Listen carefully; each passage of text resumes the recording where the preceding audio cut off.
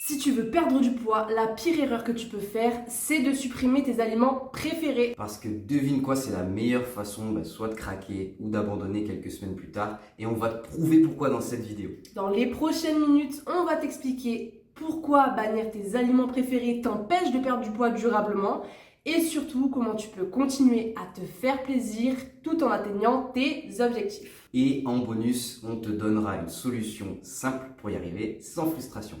Ça fait des années qu'on accompagne des femmes qui veulent perdre du poids sans frustration et quand elles arrivent dans l'accompagnement, on se rend compte qu'elles ont toutes fait la même erreur dans le passé, c'est de vouloir tout supprimer du jour au lendemain. Elles se disaient, je vais arrêter le sucre complètement, je finis le pain, les pâtes, je toucherai plus jamais un morceau de chocolat. Elles tenaient quelques jours, quelques semaines au mieux, et puis après c'était la cata, gros craquage. Pourquoi? Parce que c'est psychologiquement et physiologiquement intenable. Moi aussi j'adore le chocolat, Flo aussi, hein. Et pourtant on est en forme, on prend pas de poids et on n'a pas besoin en fait de se priver parce qu'on sait comment intégrer de la bonne manière dans notre alimentation ces aliments plaisir.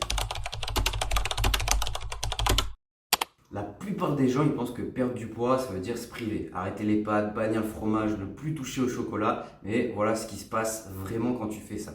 Étape 1, tu te prives. Tu as l'impression d'être motivé, que c'est pour ton bien, mais ton cerveau, lui, il fait pas la différence entre une vraie restriction et une privation volontaire. Il voit juste que tu lui enlèves un plaisir et il va te le réclamer encore plus fort. Étape 2, c'est l'envie qui grandit. Au début ça va, mais plus les jours passent, plus ton envie elle devient obsessionnelle. Tu vois le chocolat partout, tu rêves d'un bon plat de pâtes, tu te retiens, mais ça devient de plus en plus difficile. Étape 3, tu craques. Et là, c'est pas juste un petit écart, c'est un gros craquage.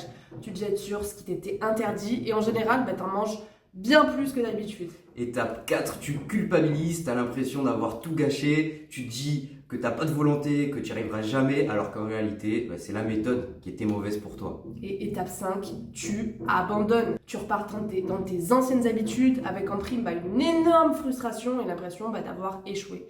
Et c'est exactement comme ça que fonctionne le cercle vicieux du régime restrictif.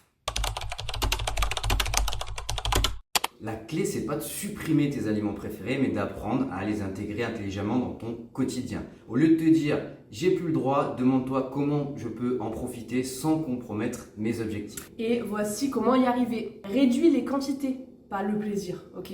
T'adores le chocolat, prends 1 ou 2 carrés par exemple après un repas, au lieu de craquer sur toute la tablette quand la frustration devient trop forte. En 2, c'est adapter tes repas autour de tes plaisirs. Tu veux un burger parfait, mais associe-le à des légumes et évite le menu XXL. Tu gardes tes plaisirs et t'enlèves les excès inutiles. Équilibre sur la semaine, sur la journée et pas juste sur un repas. Manger une pizza le soir va pas t'empêcher de perdre du poids tant que ton alimentation elle reste équilibrée sur la durée. Ce qui compte, c'est la régularité et pas la perfection. Ensuite, il faut que tu manges en pleine conscience. Profite vraiment de chaque bouchée sans culpabiliser. Quand tu arrêtes de voir certains aliments qui sont interdits, ils perdent leur pouvoir de tentation et c'est exactement cette approche qui permet d'avoir des résultats sur long terme, sans frustration, sans craquage et sans effet yo-yo. Tu veux perdre du poids sans frustration, sans te priver et surtout sans le reprendre derrière.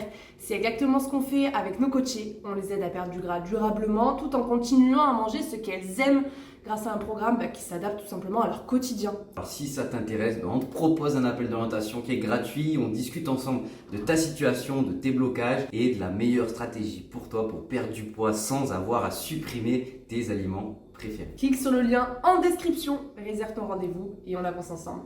À très vite.